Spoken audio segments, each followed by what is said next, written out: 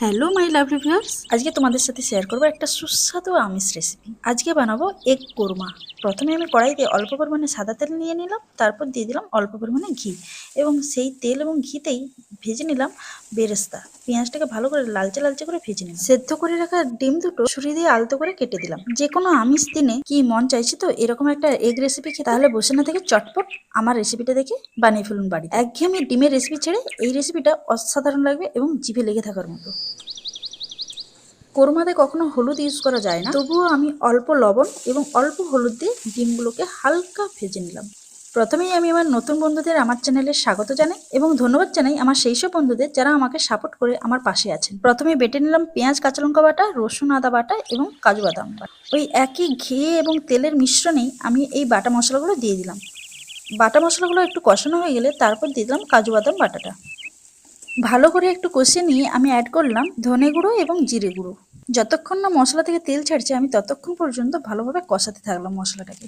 যারা আমার নিয়মিত ভিডিও দেখেন তারা নিশ্চয়ই জানেন যে আমি কেমন ধরনের ভিডিও বানাই এবং কেমন ধরনের ভিডিও বানাতে পছন্দ করি। দেখুন মশলাটা কষানো হয়ে গেলে আমি অ্যাড করলাম অল্প পরিমাণে মিল্ক। কি দেখে মনে হচ্ছে অনেকটা রিচ খাবার? না না না, বিশ্বাস করে দেখুন একদম রিচ খাবার নয়। আমি তো বাড়িতে বানালাম, জাস্ট ঘরোয়া পদ্ধতিতেই বানালাম। হ্যাঁ, লবণের টেস্ট এবং ঝাল সম্পূর্ণ আপনাদের নিজেদের উপর। তবে অবশ্যই মনে করে চেরা কাঁচা লঙ্কা দুটো দিয়ে দেবেন, তাহলে কিন্তু আরও টেস্ট হয়। এরপর আমি অ্যাড করলাম গোটা গরম মশলা। অনেকেই আছেন যাদের গোটা গরম মশলা ভালো লাগে না, না দিতেও পারেন, কিন্তু কোরমাতে যদি গোটা গরম মশলা দেন সেন্টটা আলাদাই লেভেলের হয়ে যায়। দেখুন মশলাটা কষে কষে ঠিক এইরকম জায়গাতে এলে তারপরে আমি অ্যাড করলাম ডিম দুটো।